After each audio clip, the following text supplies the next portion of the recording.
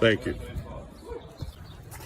Hey, long live baseball, Long baby. live baseball. Let's Long go. live baseball. Long live baseball. Thank you. You got it. Right now. Long live baseball.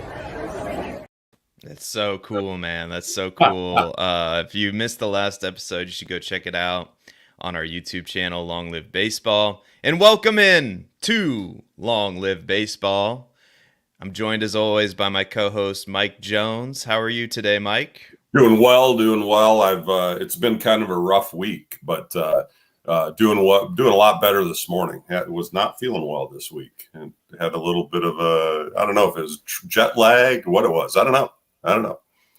Yeah, the first week back is always from spring break is always a challenge because you get a glimpse of what summer is going to be like. And of course, if you don't know, Mike and I are educators. It's what we do in the daytime and not on the weekends. And so you get a glimpse of what summer is going to be like, and then you got to go back for another 9 weeks. So, I hope that doesn't have anything to do with my projectile vomiting, but you never know. No. Well, So on today's show, we are going to recap the World Baseball Classic. We are going to talk about somebody who we predicted would got extended. Somebody who I was concerned about it's becoming more and more concerning with Adam Wainwright every day. So we'll talk about that. We'll also give you our predictions for the season. Who's going to make it to the World Series? Who's going to win the World Series? As opening day is what, Mike? How many days away to opening day? 6 days, baby. 6 days. Let's go, Cubbies! 6 days. 6 days till opening day. And of course, we'll give you all the MLB news and notes that you need to know. And we will conclude with a feel-good story and Mike's dictionary segment. I cannot wait to get to that part of the show because it's a really cool story. Tip of the cap to the Los Angeles Dodgers. Just a great story, but we'll get to that later on. And the first thing we got a couple of off the wall segments too that we should really preview. Two of them being you see this. I'm trying to follow the trends on the TikTok and the Insta tweet, and I'm trying to find out. Like you see, apparently this unboxing, this unwrap, this you get a package in the mail, you open it up. We got a segment on that, and then I don't know. I just thought about this, but we might have to start talking hat collections. I mean, baseball fans have this tendency to collect hats. And my wife told me the other day, you need to clean out the closet so I have room for stuff. And so I said, okay. And the only thing I've got in the closet is hats. And then I looked at my hats and I was like, wow, I got a lot of hats. I don't need this many hats. Yeah. I should probably do something with these hats. So maybe we'll have a segment on that. It's funny you mentioned that because I still have all of my hats from Little League. I don't know why I do or how I've kept them all these years. It had to be my parents just kept them, and then they gave them to me, and they're still like I'm looking at the closet. They're still on the top shelf of the closet. They don't fit me anymore, but I always have a hard time throwing them away because those are some of the best memories of my life is just playing baseball and having fun as a kid, Yeah. Well, that's where, my hats were at the top of the closet on the shelf on the top of the closet and very neat and organized. Now they're on my floor. So, but it's important. I mean, I can't, 6 days, 6 days, baby. 6 days, Jordan. It's, I know, longest week of our life. I know, but we're Shout out to Jordan. Thanks for tuning in, Jordan. We appreciate you, my friend. So, Mike, I'm very curious because this was, on the fake debate shows. I mean, the real debate shows where they have real debates on, the ESPN or whatever, where somebody clearly does not have to be on a side and they don't just yell at each other incoherently for, hours on end. I heard what I thought was an asinine opinion, but I'm interested to hear what you think about it. The Shohei Ohtani versus Mike Trout at bat to end the World Baseball Classic. Was that what are your thoughts on that? What do you think it means for baseball? Where do you think it ranks as far as all-time moments for the sport? Because I know how I feel, and we haven't talked about this before I now, mean, so I'm really curious to hear what you have to say about it. I think I know the clip that you're talking about, and I think it's clickbait. Yeah. I think for that guy to say, and that what I is was it Cowherd? I don't even know who it I think it was. was Mad Dog Russo, I think, Okay, on yeah. I mean, yeah. listen, that moment, if you're a baseball fan and you were not watching that game and you were not seeing that at bat and you were not seeing the build up to it, you were missing out. Because it was the game was on the line.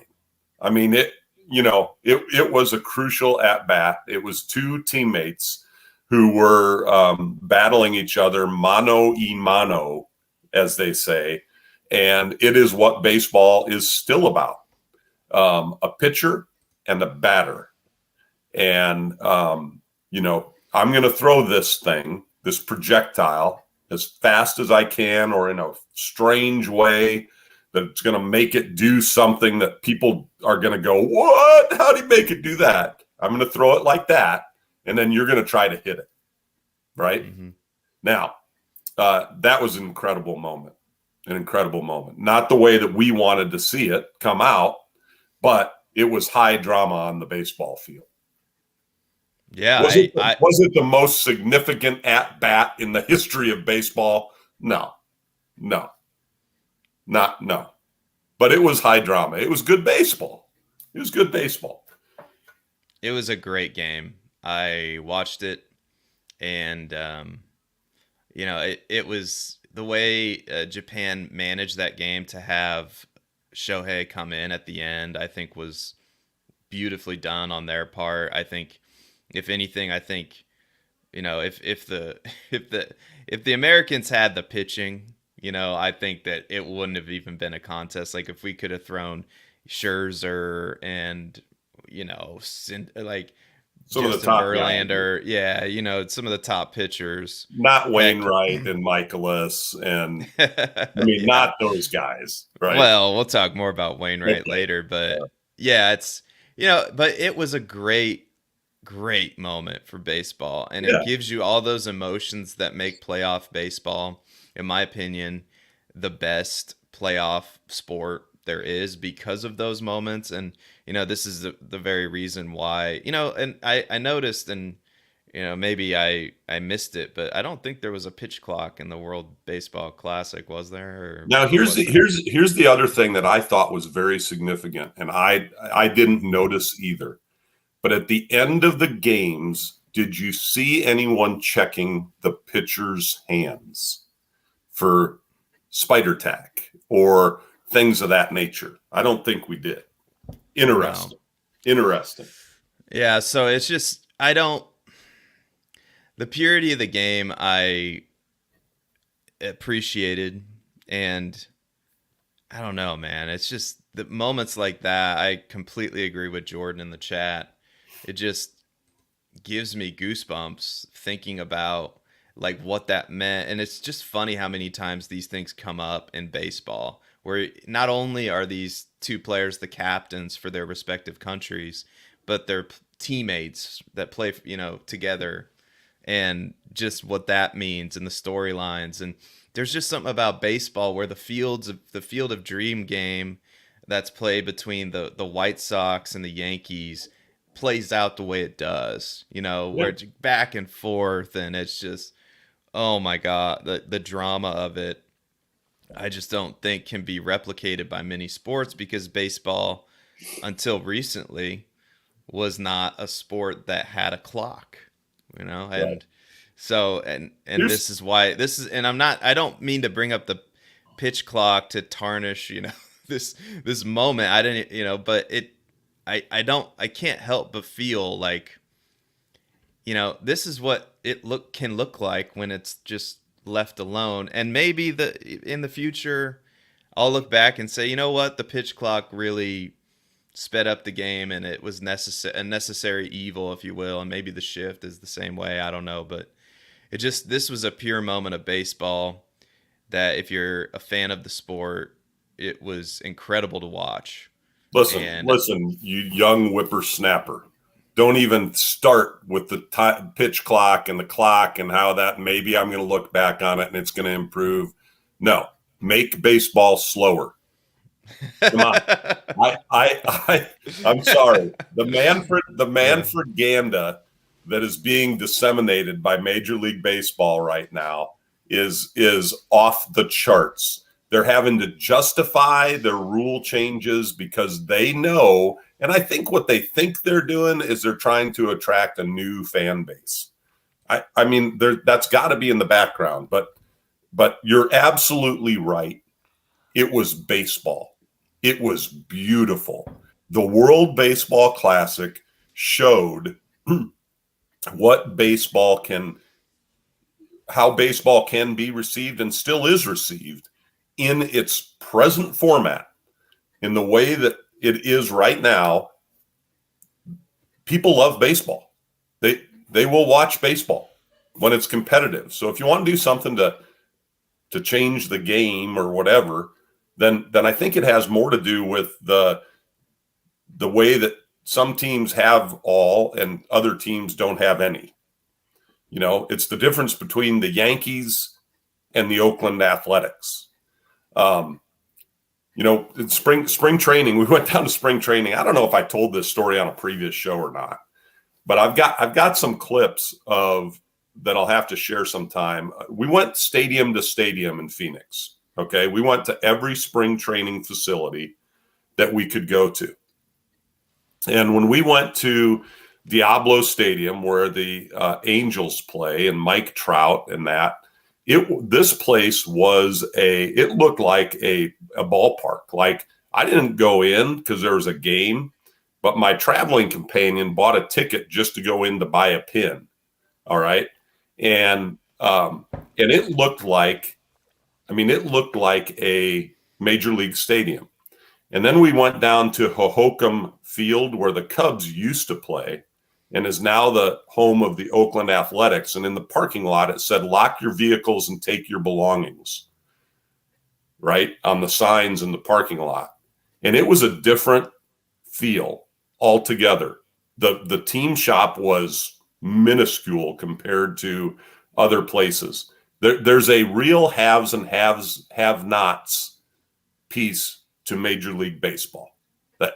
That if you fixed that and made it competitive, made teams try to not tank anymore, i.e. Pittsburgh, if you had that change, would bring people back to, because we know who's going to win. I think that right now is the biggest thing in baseball. We know what teams are going to be competitive and what teams aren't going to be competitive. That I think is the biggest issue that's facing them, not pitch clock and all that. Sorry, I went off on a tangent because I talked about Manfred, and then it started going downhill. Is it time for the unveiling? I feel like it's a good time. Oh, well, okay. Mike Jones is just going to hijack the show, and I'm going to unbox. Hopefully there's nothing that'll get us arrested in there. I'm going to unbox, just opening the box. I'm going to unbox it right now. Ooh. All right. Wow. All right. That's pretty cool. All right. Let's go USA. Weren't you just saying that you have 100 hats in your closet and your wife is... Listen, that's a great... I'm not saying that that's not a great hat, because that is a fantastic hat. I love the US, and the star serves as the A. It's a great hat, but you're probably gonna have to. Ooh, I love the symbol there too. But yeah, and so I'm glad that it wasn't anything illegal. I had no idea what was gonna be in that box. Just felt like the right time.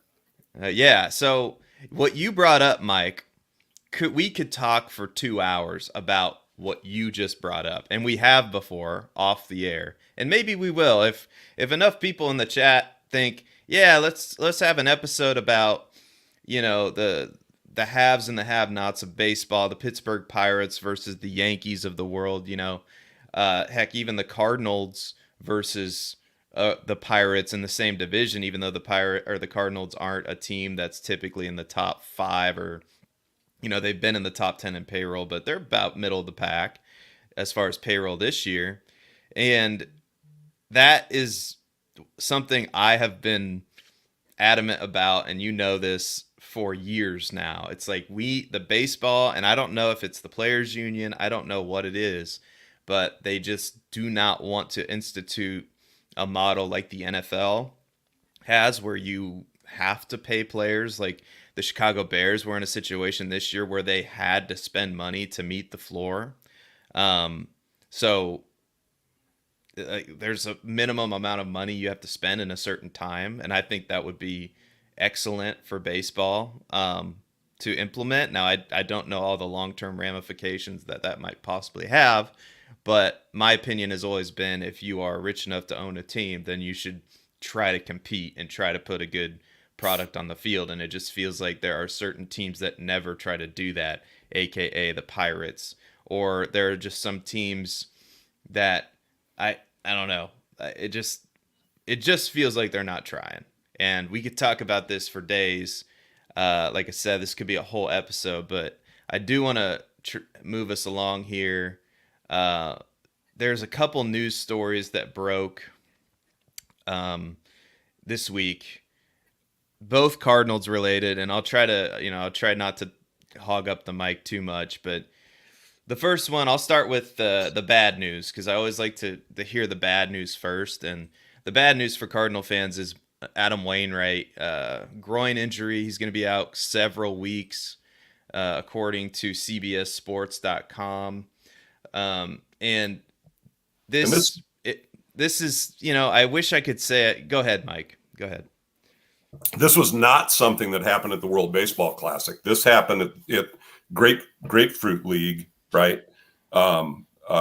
Practice or training for Wainwright. This was not related to the World Baseball Classic. Not that it matters, but that seems to be a big topic of discussion when it comes to WBC. So, well, according to this article that I'm reading right now, Wainwright suffered the injury in the weight room prior to Team USA's loss to Japan in the World. So it wasn't during the game. It was just a fluke, and while he was lifting weights or something. I know it's good. It's a good thing for 62-year-olds to be lifting still. I mean, I think that is an important aspect of physical fitness, but it just goes to show you a little bit.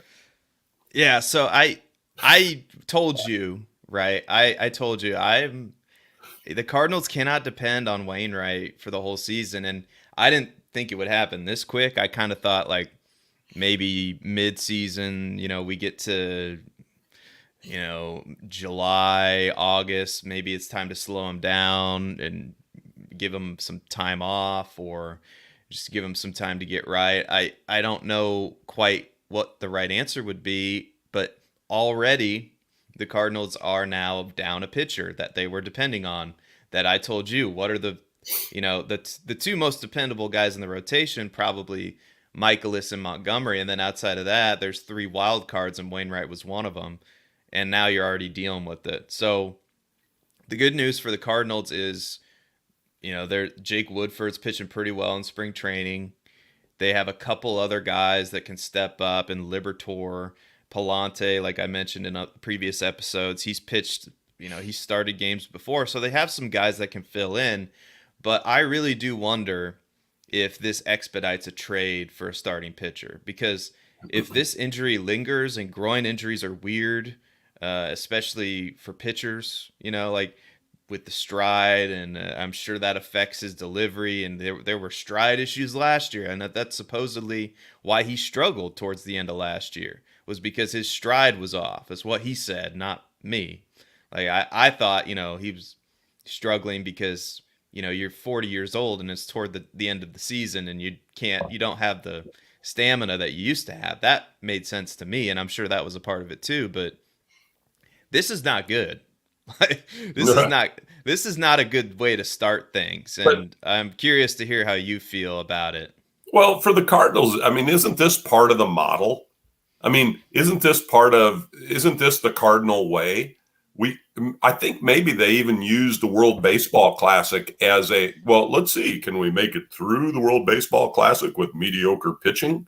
If we can do that, maybe we can do it during the season. I mean, and mediocre, come on, these guys are professional. But the reality of it for me, or the question that I had, I think that this is how the Cardinals do things. Listen, we've got plenty of games to play. We're going to play 162 games. So let's stick around. We're projected to win the division by almost everybody who matters, and with the pitching that we currently have. So let's just make it through the All-Star break and see where we're at. And then if we need to make a move, we can potentially make a move, and then there won't be any left. And then they'll be like, oops. I don't know. From an outsider's perspective, that's what it feels like to some degree. Like that they're just going to plan on, we're going to do with what we have. This is our team. And, if we're competing, then maybe we'll consider something. I don't know. It seems bizarre to me. I think you're absolutely right. I think this Wainwright injury should move the Cardinals to be very active in trying to find other starting pitching.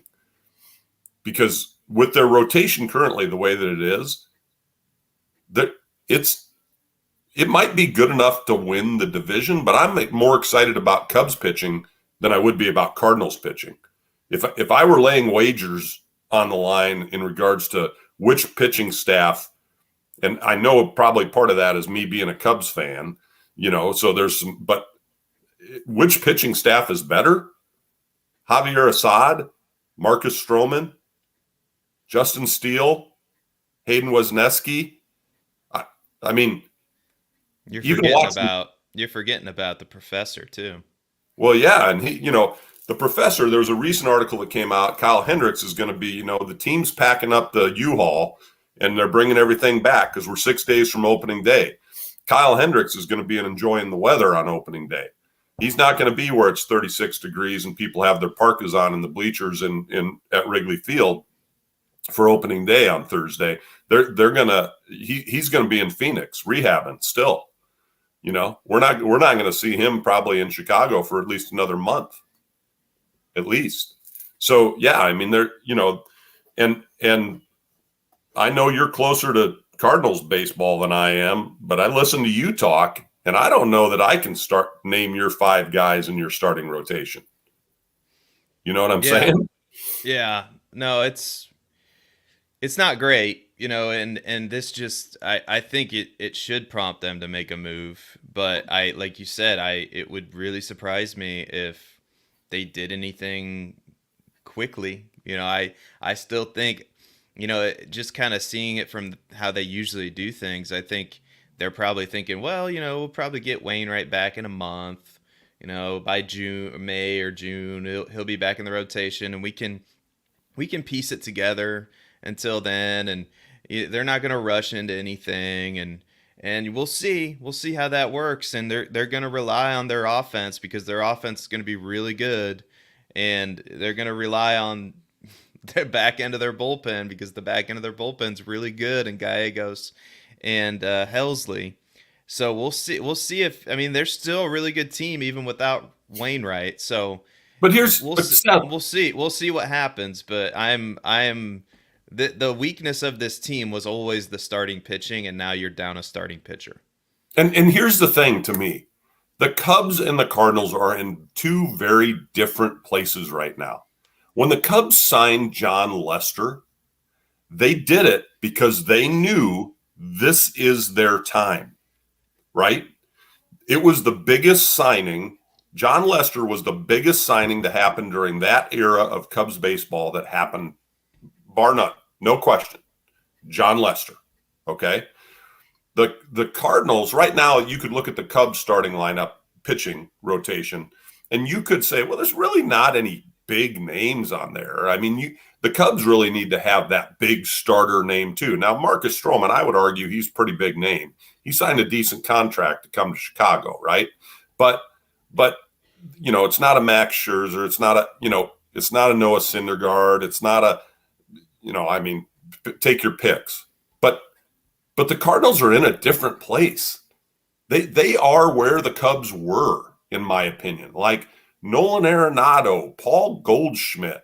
Are you kidding me? I mean, some of these names that, you know, I guess you could say that they got Wilson Contreras because of that feel, right?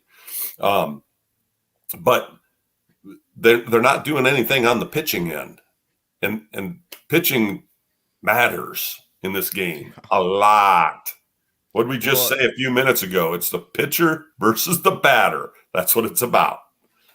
well, and that's the argument too. And the Cardinals have never in my lifetime. Maybe they were willing to do it. Maybe the one time you can say they did it was for Marcelo Zuna.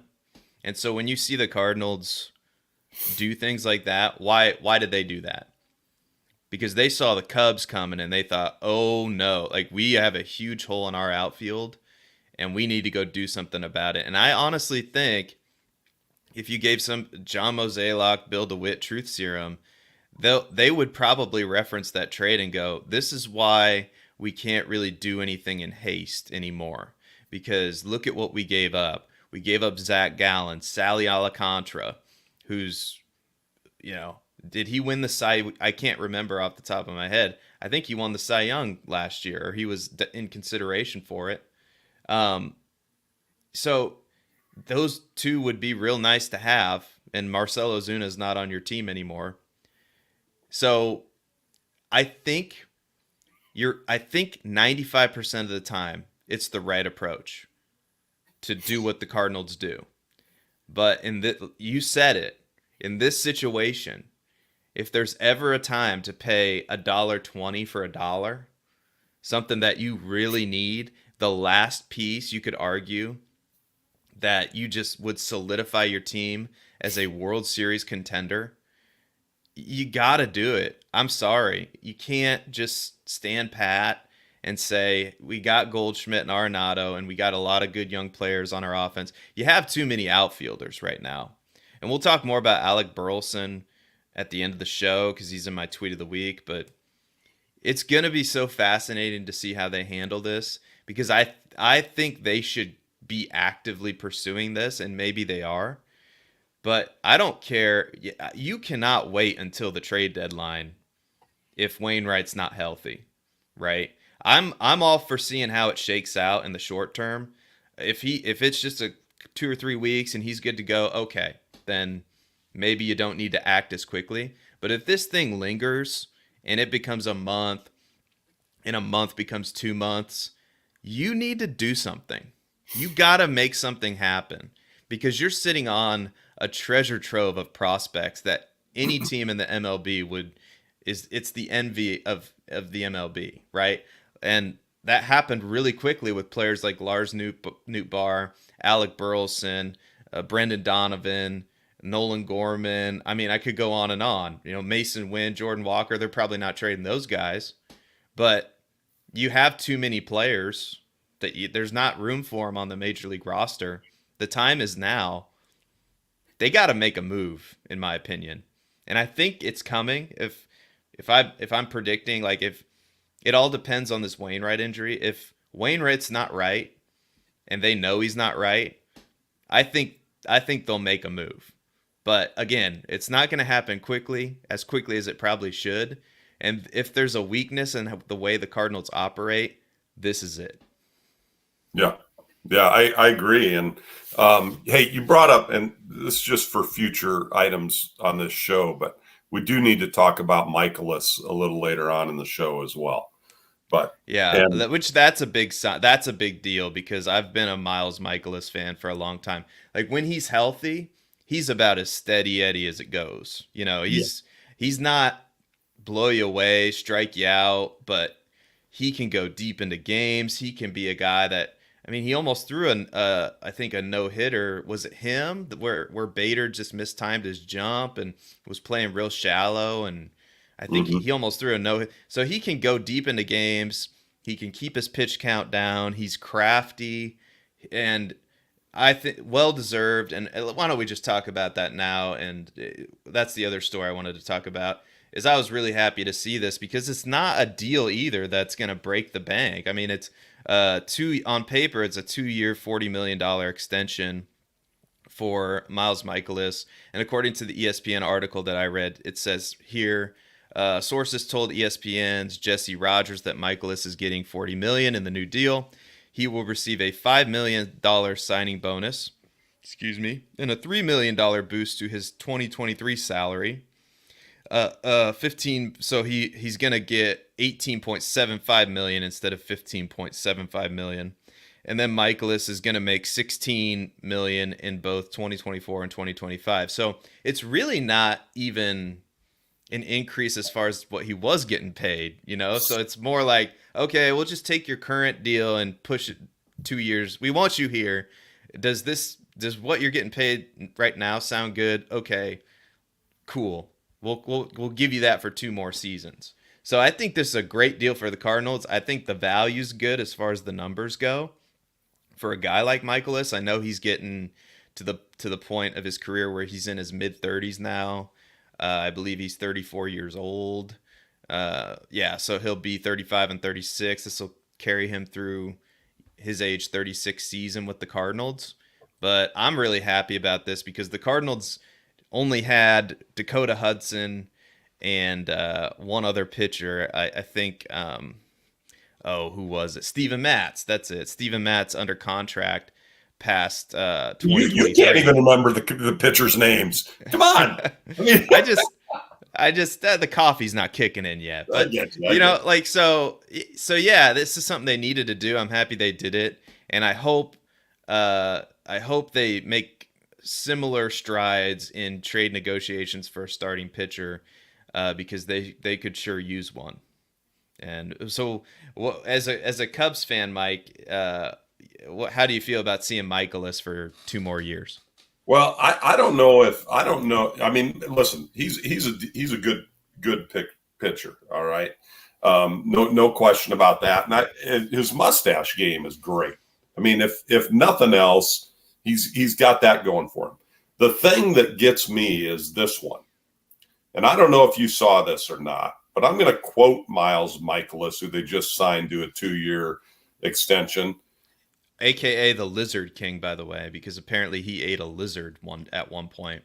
Yeah, apparently he's got some cojones. But Cardinals Miles Mikolas gave a warning to teammate and WBC champion Lars Nootbaar, quote, "He better not bring that gold medal in the clubhouse tomorrow. There's 18 other guys in that clubhouse that went to the World Baseball Classic that didn't come back with a gold medal. Be a bold move for him to bring that thing in the clubhouse." What's that? That's listen, that's still your teammate. I mean, I get it. And I got the USA hat on and everything like that. But is there malcontent? Will the World Baseball Classic create some malcontent? Well, the answer is it already has. I mean, Miles Mikolas is issuing warnings to his teammate not to bring that thing into the clubhouse. I hate to burst your bubble here, but context is everything, and I would almost promise you, knowing Lars Nootbaar the way I do, that from like the ultimate clubhouse guy, like the ultimate bro. That is Lars Nootbaar, is the ultimate bro. Like, everyone in that clubhouse loves him. So if I had to guess, Miles Mikolas is joking around there. Like, he's like, context matters, Mike. Don't be a clickbait machine. Don't be Mr. Clickbait over here. All right, we don't do this on the show. Like, if there couldn't be a more likable guy, like Goldschmidt loves him. Arenado, like the team, the leaders of the team, like, love this guy. So he's messing around. That's not. I don't think there's anything to that. All right. I mean, I had to bring it up. He's gonna bring the gold medal in the clubhouse too. He's gonna do it, by the way, because they're gonna have a good laugh, or like it's Lars. It's Lars. Like, anyway, he's that kind of guy. He's a great clubhouse guy. You know what I would do if I were Lars Nootbaar? I would bring in a candy bar. And inside the candy bar, when I unwrapped it, there would be a golden ticket because Lars Nootbaar should be a candy bar sponsor. Oh, he will be. They'll figure something out. All right. They'll figure something out. Hey, and let me ask you this. Lars Nootbaar, who was born in El Segundo, California, I heard, and maybe I misheard this because I'm not sure. Was he the first player not born in the country that he played for the World Baseball Classic? Did you hear anything along those lines? It was interesting to me because I know that who was the guy that played for Mexico that was a Cuban, the outfielder. He had big plays and he was crossing his arms and making a bit. I can't think of his name right off the top of my head. Anyway, can't either. He's another one, but yeah. All right. I guess I kind of trailed off there. It's okay. Well, is it that time of the show, Mike? Well, we have so many times of the show. I mean, we had an unveiling of an impromptu unveiling. I didn't know what was in that box. I felt like Brad Pitt in that movie Seven, like what's in the box, Yeah. Well, oh gosh. That was I didn't know what was in there. I thought, you never know with Mike Jones what could be. I was literally disturbed by that movie Seven. Hey, we can't go. I don't think we can go with the pitching discussion that we've had and not speak to Jordan's comment here about the Cardinals. I don't want to miss out on that. What are your thoughts there? Is there some prospect pitching that the Cardinals have that maybe we're not aware of? They do. I mean, Gordon Graceffo would be the top of that list, I don't know. If you look at the MLB, everything that I've read, he's not going to be ready this year. I don't even think he's on the 40-man. I'd have to double check that. So that would be the first step for him, is getting on the 40-man. And if he's already on there, then I apologize. But to my knowledge, he isn't. Same goes with Tink Hence. So everything that I've read about, and it's possible there could be somebody out there that knows more than I do. In fact, there are probably many people who know more than I do about this, but I try to keep up to date as I can because for this show, to keep our listeners as informed as I possibly can be, and because I want to know, because I love the Cardinals. It feels like those two guys are a year away or two. So they're not going to, and this is the whole thing, and not to go down this hole too, is like the Cardinals have a lot of these guys, a lot of these good prospects. Graceffo and Tink Hence are perfect examples, and the Michael McGreevy kid too that they drafted, I think a year ago. They have a lot of these type of players that could, help out another team in the future, but they're not going to help the Cardinals right now. And so I wouldn't be surprised if you see a couple of those pitching prospects get traded, if they go out and acquire a top of the line pitcher like a Glasnow from Tampa Bay or somebody like that. That's a name I've heard thrown around, who I think would be a really, really good fit in St. Louis for what their rotation looks like currently. I know he would be another left-handed pitcher, so you would now have 3 left-handed pitchers in your rotation. I think Glasnow is a left-hander, isn't he? I don't know, but anyway, I all that's off the top of my head. Great question or comment, Jordan. That is a good point. But we'll see. The Cardinals are going to be methodical, and like I said, it might be a weakness of theirs. No team should be like the Mets, where you're just going out and paying everybody. But the Cardinals, I wish just one time they would go out and get what they really needed, and it feels like for the last 3 years, they haven't done that.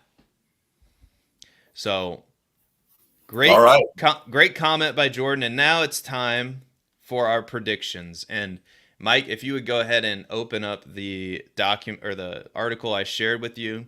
Absolutely. From Sports Not, I figured we go division by division.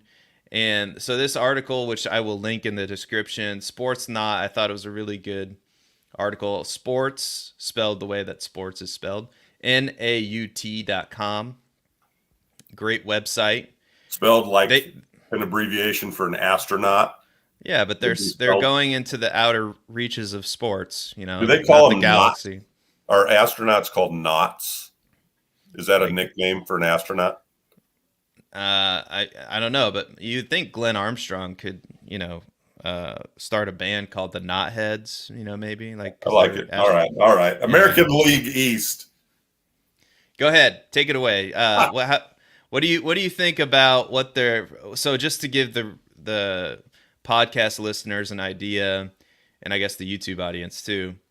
They have the New York Yankees winning the NL East, winning 95 games. They have the Blue Jays right behind them at 93 games, winning, and Tampa Bay, Baltimore, and the Red Sox. They have finishing in last place. How do you feel about this, Mike? All right. Listen, I am not a fan of the evil empire. We just got the Cubs are going to be going to New York. We got an email from the Cubs organization talking about how we can travel to New York with a big travel package, da da da da da. One of my partners in another venture said, yeah, I'm going to go endure the Yankees fans wearing an away team jersey for 3 days. Listen, the Yankees are on the side of the rich poor curve where they're poor, but they think they're rich. That's my take. I think that the Toronto Blue Jays are going to win the American League East. That's my prediction. I am shocked that the Boston Red Sox are cellar dwellers at some level. But I got the Blue Jays. Yeah, I'm gonna stick with the Yankees. I think they've been on the precipice for many years now, and I think they win that division, and I have them going pretty far in the playoffs. Just for a prediction. So I agree. I could see a world where the Cardinals actually open up with the Blue Jays, and I will be there on April 1st. Abby and I will be there All actually right. next weekend over opening day weekend. We won't be there for opening day, but we'll be there. So it's actually our first wedding anniversary, 1 year wedding anniversary that weekend. So Hey, you you remember that? want to? Yeah, that's right. Yep. You want? I should know that. You want to? Is that just 1 year? Yeah. That was just a year ago. Yeah. Are you I know serious? it's wild. It's wild, man. Listen, Uh, there were a lot of great moments at your wedding, but the one that I'm constantly telling people about is the dessert bike. That was I was like the best thing I've ever seen at a wedding. All of a sudden, out of nowhere, this guy shows up on a ice cream tricycle with an umbrella that lights up, and he's serving ice cream dessert to people. And it was like this. It was magical. It was like walking into, and I'm being maybe a little overly dramatic, but it was like walking into Disney World, like something you just didn't yeah. expect to see, and it was so beautiful. It was so beautiful. I mean, it was Well, not as beautiful as your bride, but yeah. it was beautiful.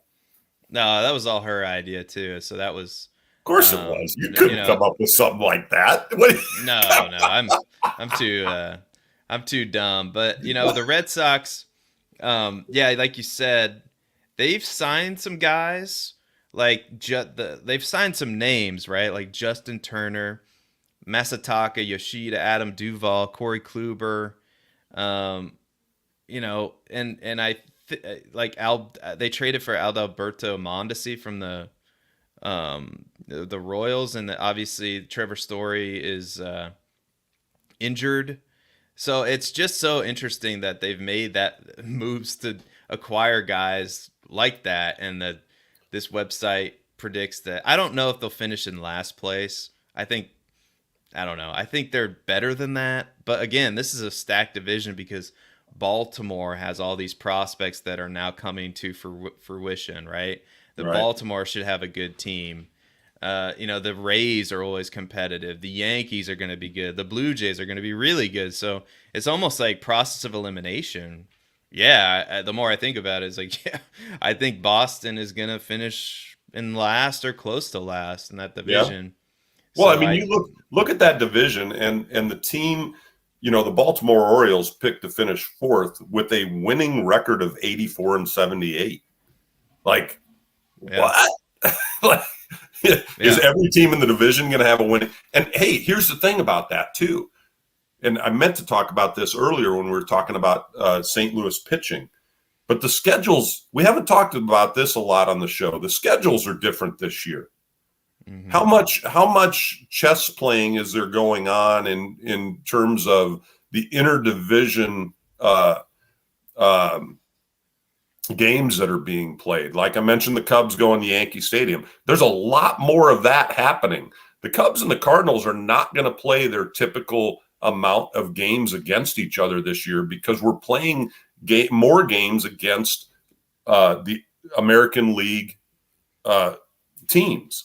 And so, how does that all play out in all of this? That's one of the things that I think is going to be one of the most interesting things about this season, is to see how that affects the playoffs and the postseason and the World Series run.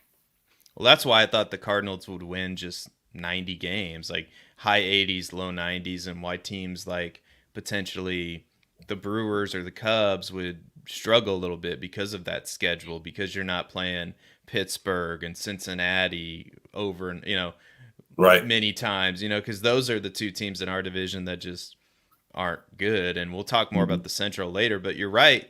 And that's likely why teams in good divisions are going to win more games, and because the schedule is going to be easier for them, it's going to be harder for teams from the NL Central. I think we need to do a deep dive on that subject in a future show. I think we need to look hard at that. I have not done that yet. All right. Put it on the docket. Okay. AL Central. So moving on to the Central, Sportsnot has the Minnesota Twins winning the division at 86 and 76.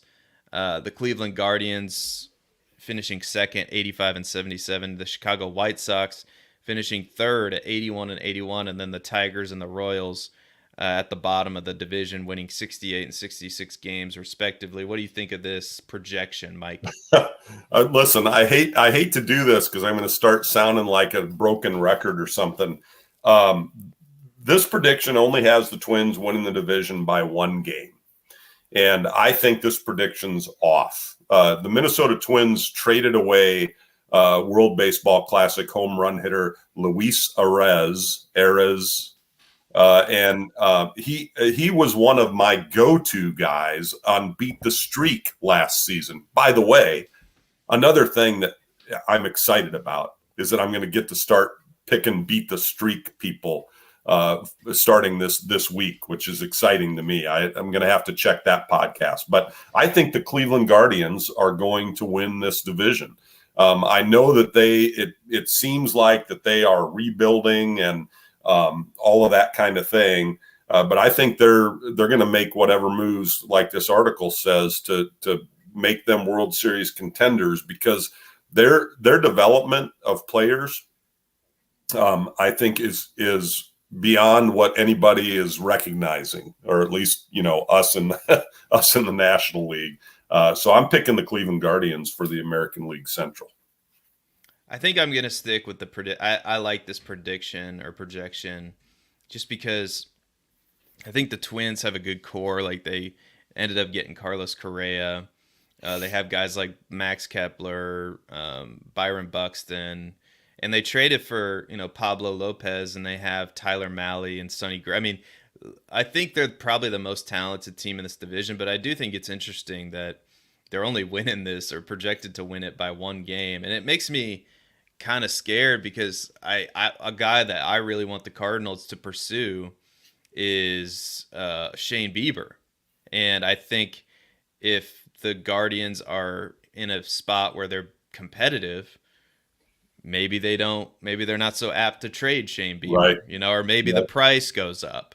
So I do think it's intriguing. I honestly thought it would be the Twins and then just a random collection of, obviously the Royals aren't good and the Tigers are down there, but I didn't necessarily think that the Guardians would be better than the White Sox, but maybe I'm wrong, because the White Sox, they've got some players too, like their Lance Lynn in their rotation, Eloy Jimenez, Luis Robert, Tim Anderson, Yohan Moncada. They signed Andrew Benintendi. I mean, you can't count them out. They're not bad. I mean, I know that the projection isn't very kind to them, and you could question their pitching, but they're going to be a decent team. So I like the projection. I think White Sox and Guardians are closer than people think, or closer than this projection is. But yeah, I can't argue with the Tigers and Royals being down there. So I have the Twins winning that division. But listen, an interesting piece to me about that, honestly, any one of those three teams, I'll take the Guardians. But, the Detroit Tigers and the Kansas City Royals only win in 68, 66 games in that division. It's the haves and have-nots conversation that we had earlier, I think, in that regard. Speaking of haves and have-nots, the AL West to round out the American League.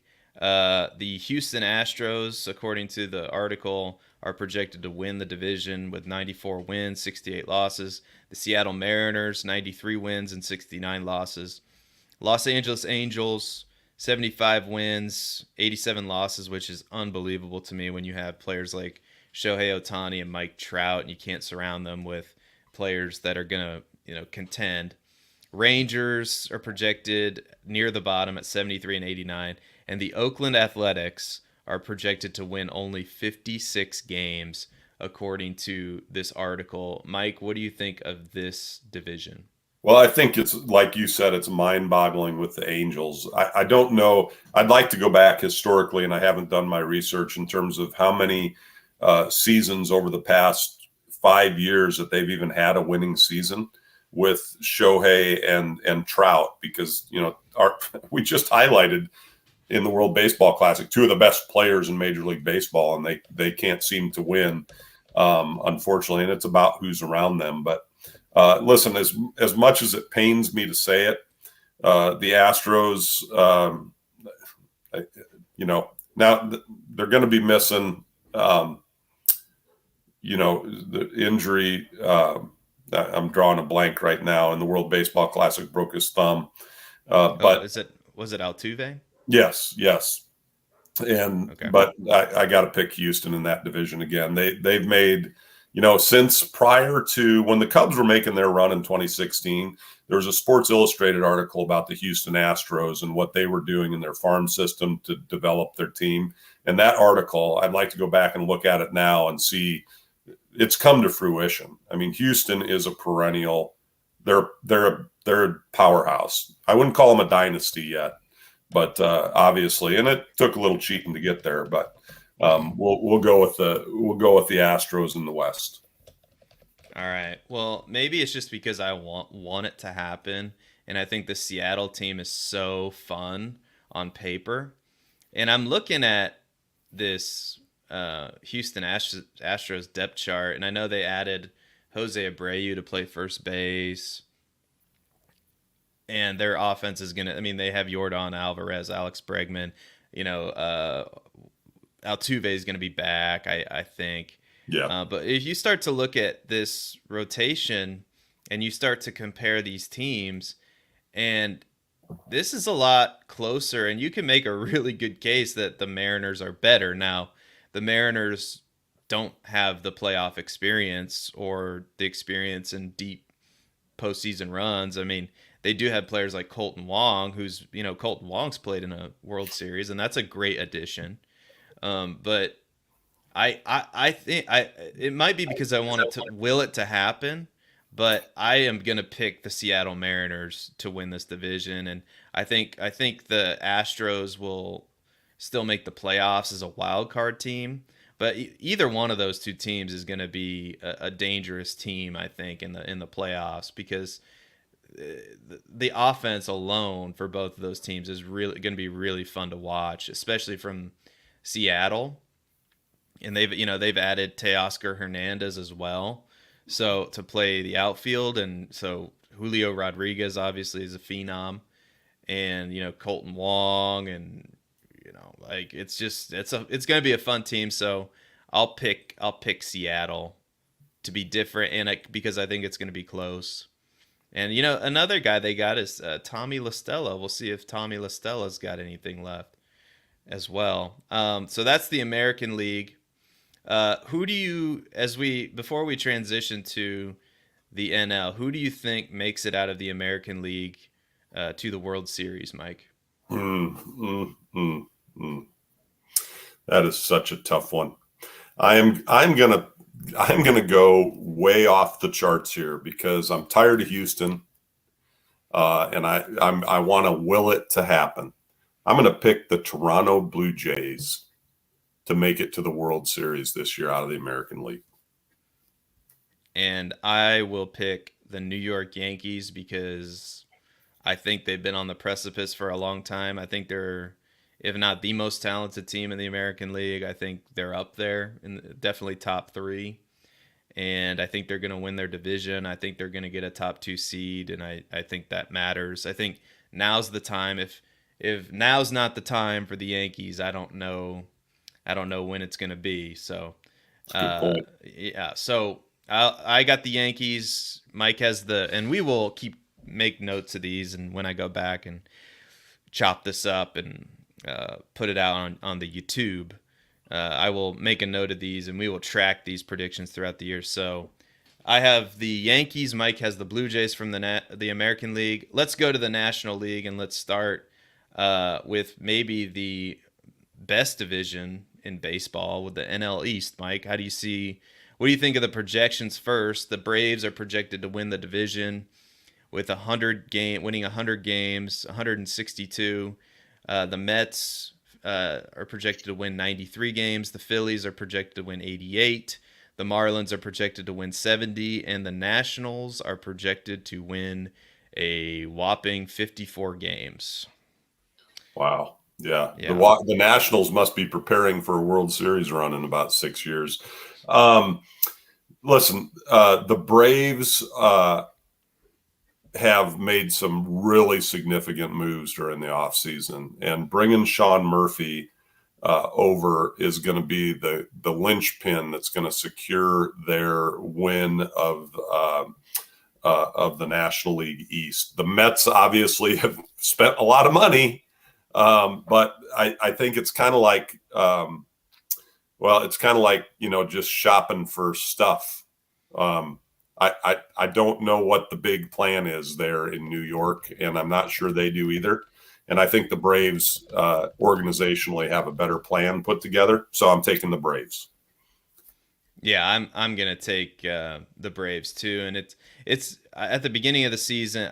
I thought that, and if you watch our season previews on this channel, which by the way, I have to take the L on that. That was just way too much to take on, and we'll do some updates throughout the season, like just some team videos, team by team videos that we'll do, and we'll put it in that playlist. But I think we got to 8 or 9 teams, and our last team was the Braves. And I thought before the Edwin Diaz injury, I thought the Braves were just uh, right below the Mets, and I picked the Mets to win the division. But now these teams are so close that when you take a piece like that, a guy who can come in and shut the door like Edwin Diaz, I think the Braves do win this division. And I've been very envious of how the Braves run their organization for a long time because it seems as though they need a catcher, they go get the best catcher on the market, right? Yeah. And they make the tough decision. You let Dansby Swanson walk, and the Cubs scoop him up, and I'm blanking on the shortstop that's going to take his place, but it looks like they had a good placeholder, prepared, ready to go, right? They have a plan. They have a lot of their guys signed for a long time, and they have a lot of good young players, featuring Ronald Acuna Jr. And it's going to be another. The Braves are on the top of the list as far as teams that I'm excited to watch in 2023, and they're my pick easily now to win this division. Now, I do think the Mets are still going to make the postseason, and I think the Phillies are going to push to make the post. I think those 3 teams are going to make the postseason, even though the Phillies are going to have to play without Bryce Harper for a while. I still think they're good enough to make a run. Yeah. But yeah, Orlando Arcia. Was that who I you're think thinking? maybe I actually I don't think it's him. I think it's like Orlando Arcia is not a bad player at all.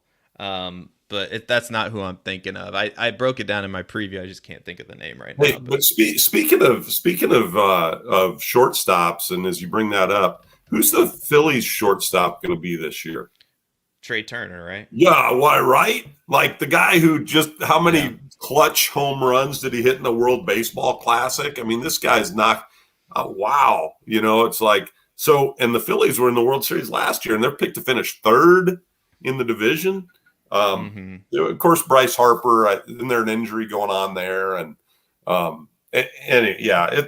some of these predictions are tough, man. They're tough.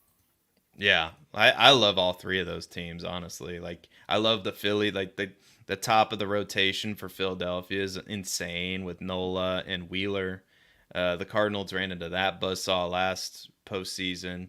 The Braves can throw out Spencer Strider and Max Fried, and the Mets obviously they have Verlander and Scherzer, which might be the best duo in baseball. But I mean, this division, in my opinion, is the best division in baseball. I know the AL East is really, really good with the Blue Jays and the Yankees and the Rays, but I think these three teams, if you stack them up against any other three teams in the division in baseball, these three teams are gonna collectively be better than any other three teams in any other division. So, all right, let's move on to our favorite division, the one that we're probably the most familiar with, the NL Central.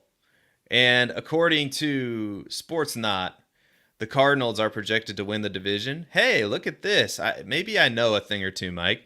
They say 89 wins for the Cardinals. I said 90, so I was pretty close to them as far as my projections. The Brewers are projected to finish second, but they're projected to win 88 games, so they're predicting a close race.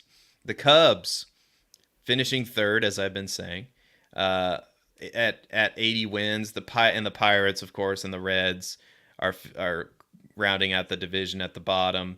So, what do you think? What's your initial reaction to this prediction or projection? Well, first of all, I think the Sport Nuts website is absolutely crazy. I've been saying this the entire time. And of course, I am never, ever, ever going to pick the Cardinals to win the National League Central. Well, maybe That's this fair. year. Maybe this year, but I don't. It makes me throw up in my mouth a little bit. That's all I'm saying. I think they have it wrong. I think the Brewers are in a. I think they're heading in the wrong direction, frankly, and I think the Cubs are going to be more where the Brewers are this year. And so, hey, I'm going to pick the Chicago Cubs to win the National League Central. What are you Oh laughing Lord, about? it's such a Cubs fan thing to do. I mean, it's perfect for what the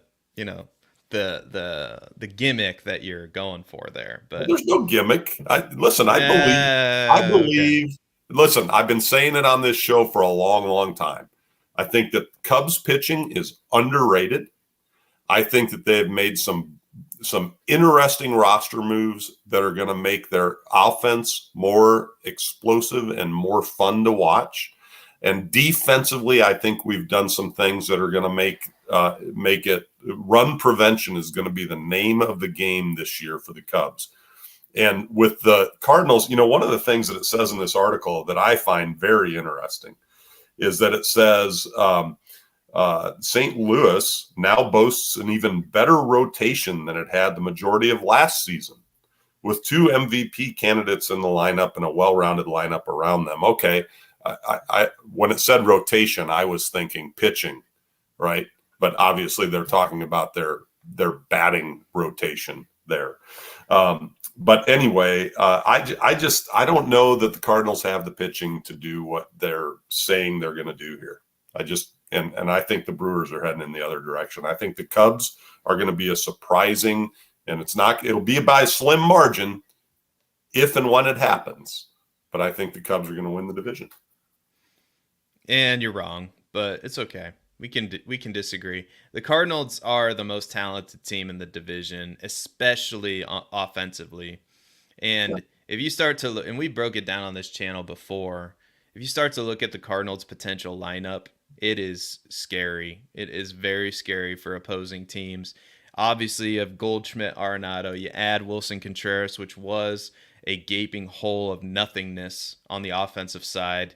Sorry, Yadier Molina, but you weren't great the last year with the Cardinals. And, most Cardinal fans know if they got to watch Andrew Kisner try to hit the ball, he's a fine backup. And he's not even really a good defensive catcher. And he's really not good offensively either. But yeah, we're watching him bat or not bat will be nice. It will be refreshing to see Wilson Contreras provide some offense for the Cardinals. So you have those three, but in addition to those three, obviously Tommy Edmonds slots in at shortstop, and then you've got the kids, right? You got the kids. You've got Brandon Donovan. Jordan Walker's going to start in right field. Dylan Carlson, Tyler O'Neill, Alec Burleson. You have all the Nolan Gorman. You could Juan Yepez. You could go on and on down the list of all these offensive players that they have. And honestly, there's probably too many of them. And that's why I think they're going to make a trade for a starting pitcher. And I was wrong. Tyler Glasnow is a right-handed pitcher, so I'm sorry about that. But I think that this Adam Wainwright news and the weakness of the team is the starting rotation, and there's a lot of question marks, but I'm optimistic about Steven Matz this year. I think Mikolas is going to be solid. I think Montgomery is going to be solid. I think Flaherty's a big X factor. He could turn if Flaherty can turn into the Flaherty that we saw 3 years ago, and he becomes your ace, all of a sudden you add another pitcher. This is the best team in baseball. Like if things can turn right for the Cardinals. Things can also turn horribly wrong, and we're already seeing like one piece of the puzzle with the Adam Wainwright injury not go their way with the injury. But if things go right and Flaherty turns into that guy and they make a trade for a Tyler Glasnow and he's lights out and Mikolas is your third starter, and then that pushes Matz and Montgomery down to 4-5, and then Adam Wainwright's just the cherry on top, right? And they can use him however they want to use him. It could turn real quick in either direction for the Cardinals, but I think the offense is going to carry them to a division win. And I agree. The Brewers, I don't think they're as good as the projection. I think they're more of like mid 80s, low 80 wins. I think they're taking a step in the wrong direction. I honestly if you do want to make a case for the Cubs, I think there's a better case to be made that they finish second in the division.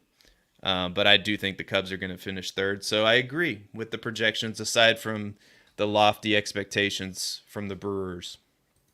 Last division, the NL West. And this is shocking to me.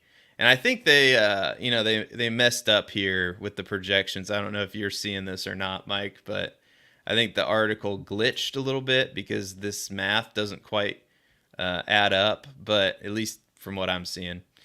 The Padres, they have projected to win the NL West with 90 wins, and the Dodgers, only 88 wins projected for the Dodgers. The Diamondbacks, they have projected at 78 wins. San Francisco 74 wins, and the Rockies rounding out the division, winning 64 games. So what are your initial reactions with the NL West? The article mentions that the Dodgers needed this offseason to reset their books because of the luxury tax and everything, and they actually make the reference that they're gonna be gunning for Chicago-bound Shohei Ohtani. I think what they're basing this prediction on is the fact that the Dodgers didn't make any big moves during the offseason. And the Padres, they're going to, with the return of, what's his name? Manny Machado and Soto. And yeah, these big moves that were made.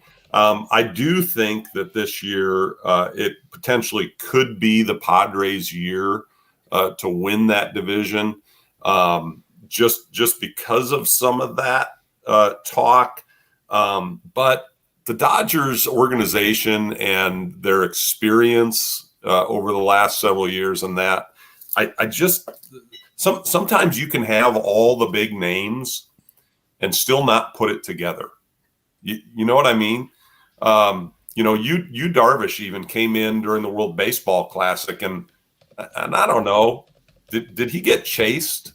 I mean, he came in and gave up a run, and he still has, and the Dodgers know this, big game like yips or something, and so counting on him, I mean, I think you can count on him to get you a lot of wins during the season to help potentially make the postseason. But I think when it comes down to it, the Dodgers still just have an experience factor that's going to lead them to win that division. I completely agree with you. What? You because when it comes to this, I mean, I don't agree with you in basically anything else, but the Dodgers, I don't understand this really, because I look at these two teams and I'm looking at it right now, and the Dodgers, Julio Urias, Clayton Kershaw, Tony Goslin, who's out, but he's still projected to be their number 3 starter.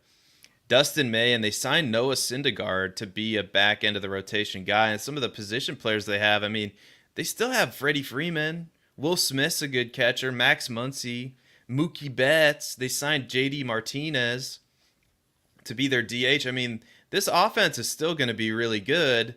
And you look at the San Diego Padres side of it, and I'm just not I see two really close teams. I know the Padres have this just plethora of huge names on their team. Manny Machado, Xander Bogaerts, Juan Soto, Fernando Tatis Jr. I mean, that is just about as fantasy baseball as you want to get for a team. I forgot about Bogaerts, to be honest with you. Yeah, Bogaerts is really good. I mean, they overpaid for him. But so this offense, you could argue, maybe best in baseball. Matt Carpenter, they have as well as a designated hitter. So, but again, the rotation, like Hugh Darvish is at the top of it with Blake Snell, Michael Wacha, Nick Martinez. So we'll see. I love the top end. I have my question marks about the back end of that rotation. And Josh Hader. Can Josh Hader return to form? If anybody can do it, it's him. But he struggled before the trade was made last year, and he struggled at times. So we'll see. We'll see what happens. But I agree with you. If I'm going to put my money somewhere, and I probably wouldn't bet on this division because I feel like it could go either way, I'm gonna bet on the Dodgers and their experience. And like the fantasy baseball team doesn't always win. In fact, a lot of times teams that win free agency don't necessarily win in the regular season. So I find it very interesting. You brought up Hader and his struggles, and they do have at the bottom of this article, Hader predicted to have the most saves in the National League, which so they're putting a lot of weight into that piece. And I think the Brewers, I hate to say it, the Brewers might have known what they were doing. The Brewers are not a stupid. The Brewers are very smart. Yeah. I know he had 36 saves in 2022, but his wins above replacement number was in the negative, like -1. His ERA was in the 5s. He did not pitch well last year.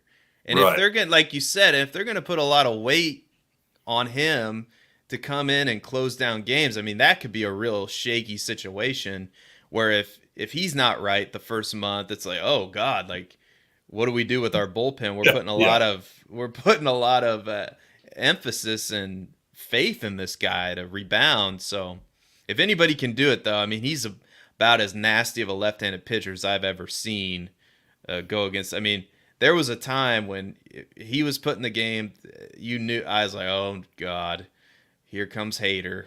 You just get that sinking feeling in your stomach as a Cardinals fan in a close game. So yeah, anyway. There was a time, but then later, like right before the trade, there was a time where it was like, hey, Hader, all right, we've seen, and so that feeling was there as well. Like, hey, we can hit off this guy. We've shown we can. And I'm talking about the Cubs, like prior to the recent moves, right? I mean, after the sell-off and prior to the recent moves, there were times when we'd go play the Brewers and we were ready for Hader to come in. Like we were kind of licking our chops at some level because we knew we could do it and we did it. And so, yeah, I think that's a big question mark. So who do you have winning the National League, Mike? Overall, yeah, wow. That's a great question. I am going to take to win the National League this year. I don't even want to say it. I really don't even want to say it because nope. Are you going to pick the Cardinals? Nope. I think the Atlanta Braves are going to win the National League. They're going to be in the World Series. That's my pick as well. To be boring, that's who I came into the show with, my matchup, Braves-Yankees. So I'm picking the Atlanta Braves, especially now with the injury to Edwin Diaz. I think that just puts them over the top in that division, and they're likely going to get a top seed, which I think is really, really important, and I think it's something the Cardinals should be shooting for, which is why I think they should be trading for a starting pitcher, but we won't go down that road again, discussing that. So, yeah, I have the Braves and the Yankees. Mike has the Braves and the Toronto Blue Jays in the World Series, and those are our official predictions because we're not going to be doing a show next Saturday because I'll be out of town unless we do a show on another day. But anyway, so those are our predictions. Mike, I believe it is time for the segment that is sweeping the nation.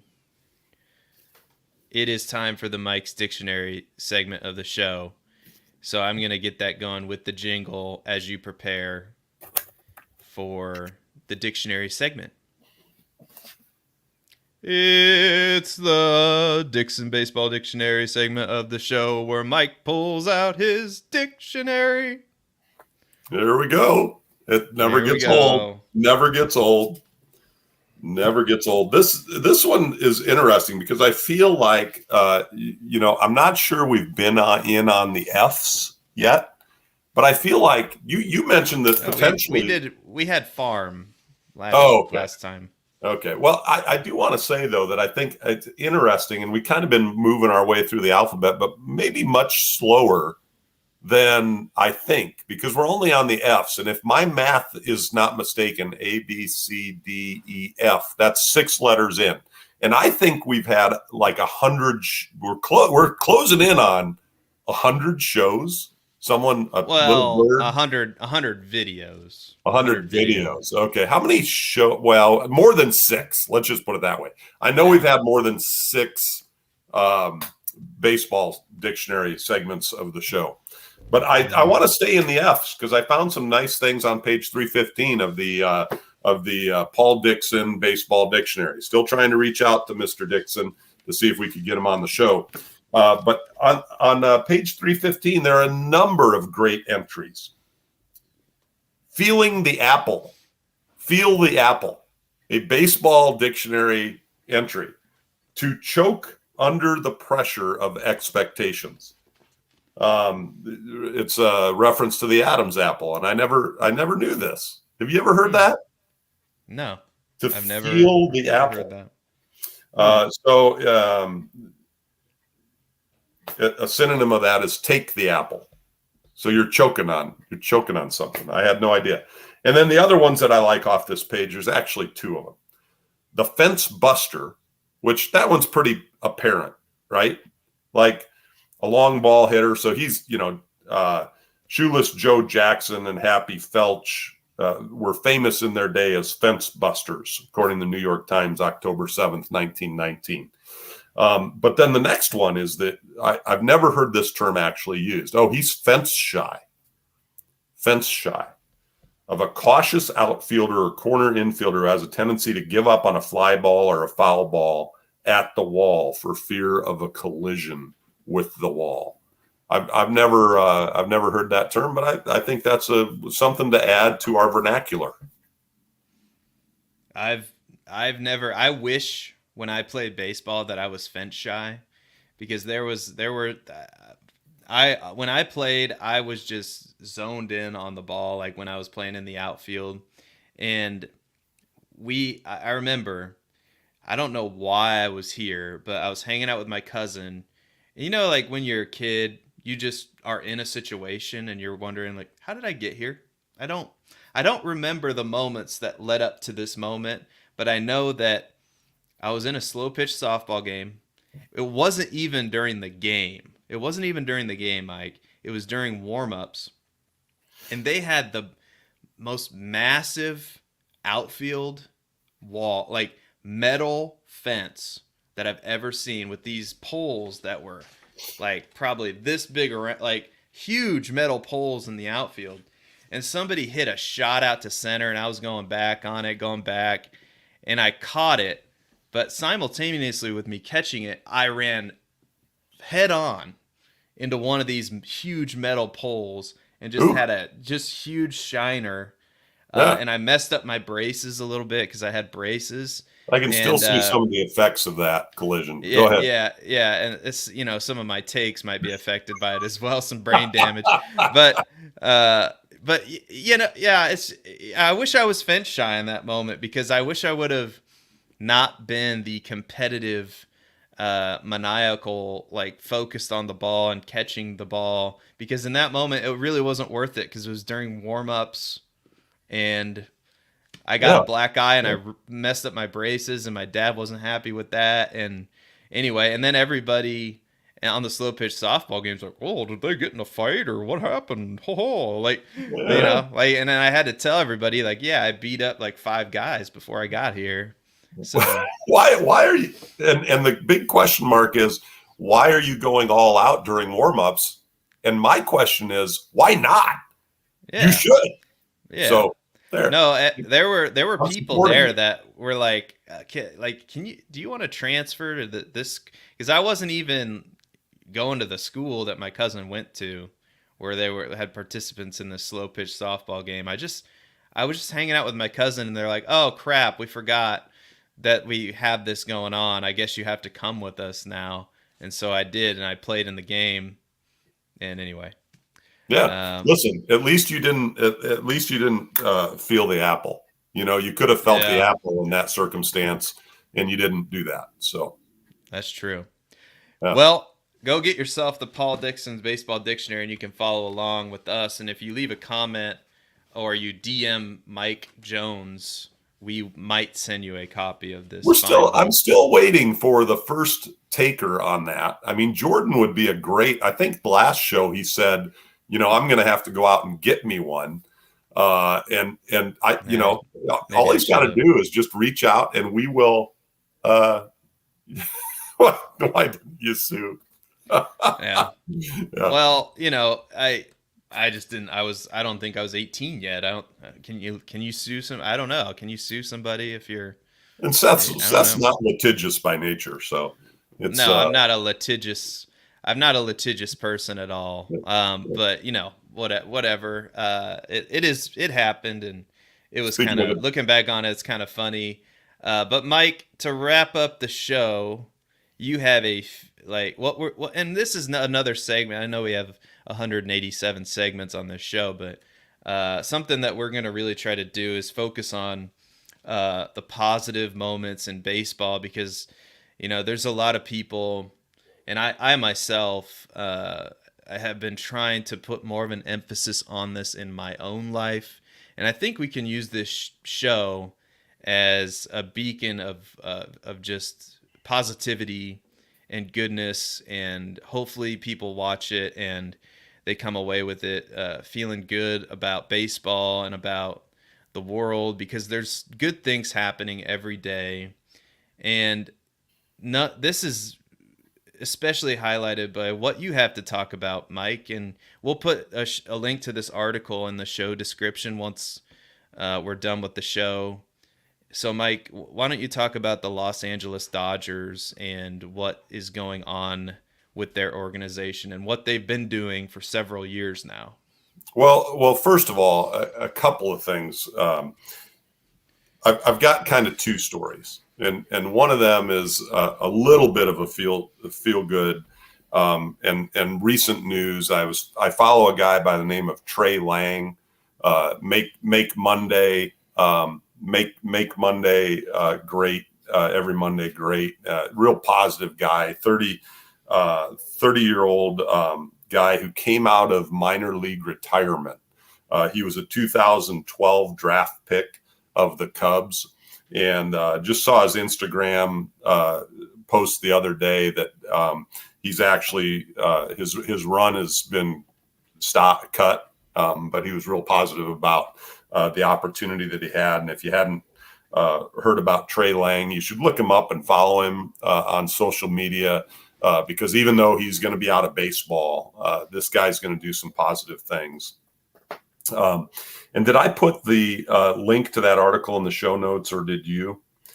I don't think I didn't put it in here, but hold on. Yeah. So, well, if you haven't seen the news story, I'm going to have to do a little bit of Googling because I can't get to the bookmark. There was a player that played. Oh, go ahead. While you're talking, I will find it and send it to you.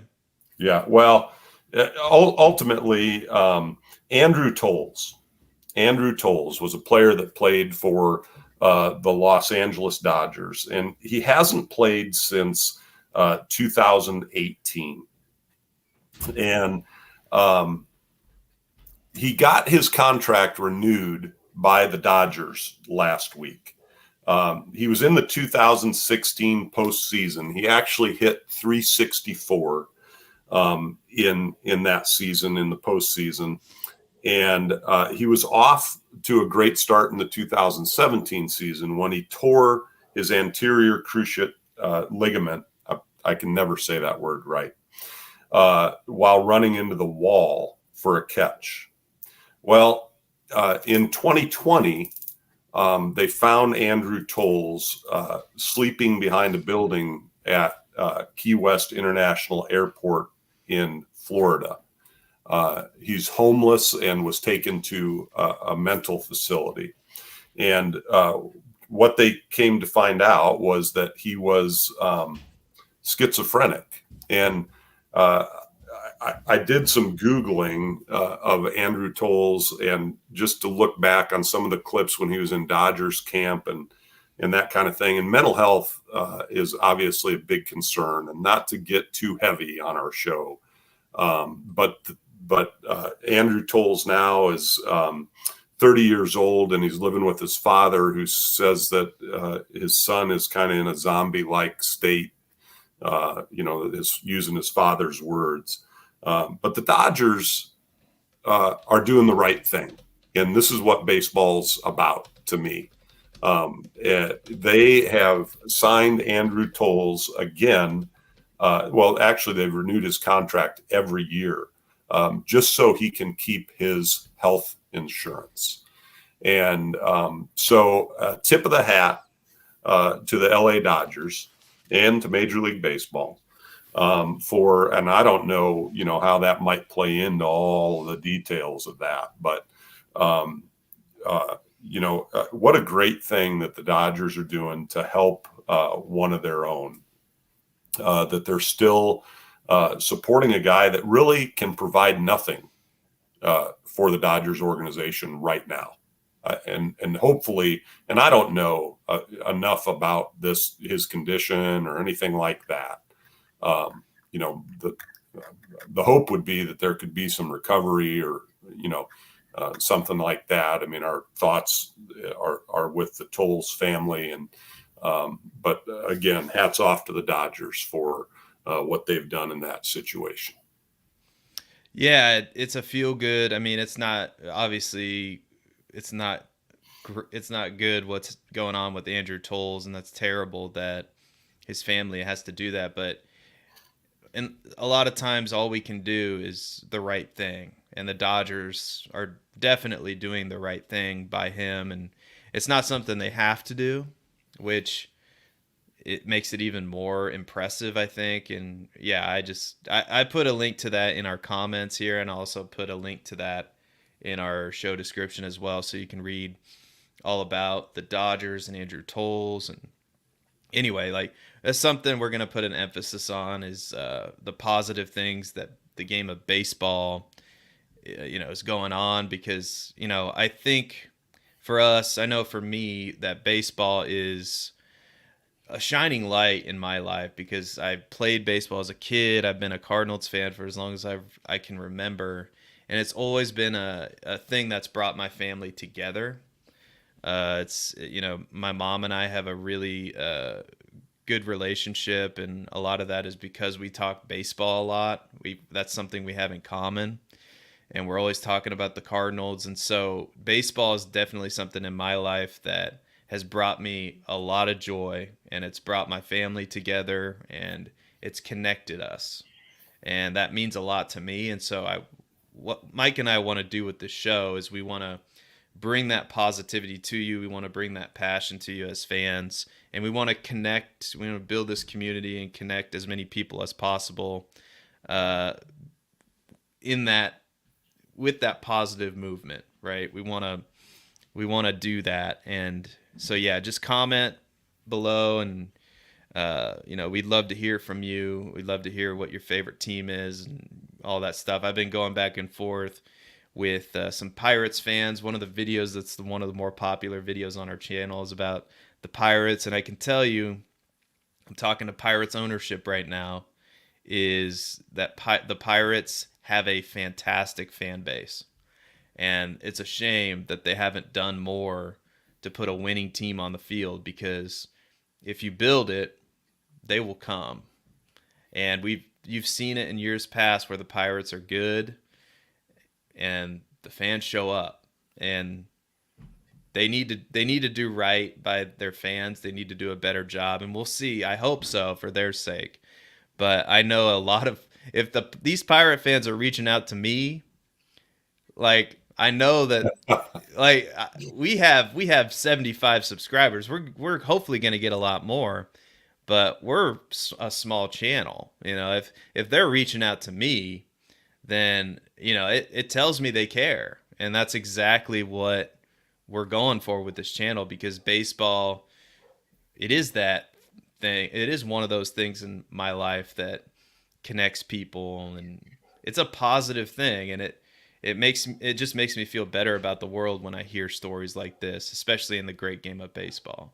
So Absolutely. Couldn't have said it better myself. I think that's it. Do you have any final words of wisdom, Mike, as we round out the show? Thanks, Jordan, as always, for watching. We appreciate you, and anybody else who's watching right now, we appreciate you as well. You can follow the show on the Twitter at Long Live Baseball with 1L. You can follow Mike. Our Twitter handles are below us right there. You can see them in the gray box. Mine's at Seth_Dewald, and Mike Jones at Michael Jones IA. Obviously, we'd like you to like and subscribe if you like it and you want to see more of it. Click the alarm bell. We typically go live on Saturday mornings, and then the podcast comes out later that day or on Sunday, and then throughout the week we're putting out clips and of the show, and then we might have some more videos as well, but be on the lookout for that. So anyway, do you have anything else to add here, Mike, before we end? Well, Seth, we're gonna just remind our viewers 6 days until opening day. We're getting excited for baseball. I'm gonna say let's go Cubs. I'm gonna keep the USA thing going a little bit there too. And I would like, hey, spread the word. Like, the best way for us to grow this thing is word of mouth. So if you have a Twitter, if you have we'd love for retweets and all that kind of stuff, shares on YouTube or whatever. Talk to baseball friends of yours. Hey, there's a show that I enjoy. Let them know about it, and that's going to help us grow as well. and just getting excited for the season, man. It's just around the corner, and that means spring, and so appreciate the viewership, appreciate the comments, and as we close out the show, as we do every week, long live baseball, and let's go Cubs. Let's go Cardinals, baby. And here's that video one more time that Mike put together from spring training as we'll end, and we'll put together a more complete version of this, I believe, for our intros and outros. But here you go. Long live baseball, and we'll see you next time. Long live baseball. Thank you. Hey, long live baseball, Long baby. live baseball. Let's go. Long live baseball. Thank you. You got it. Right now. Long live baseball.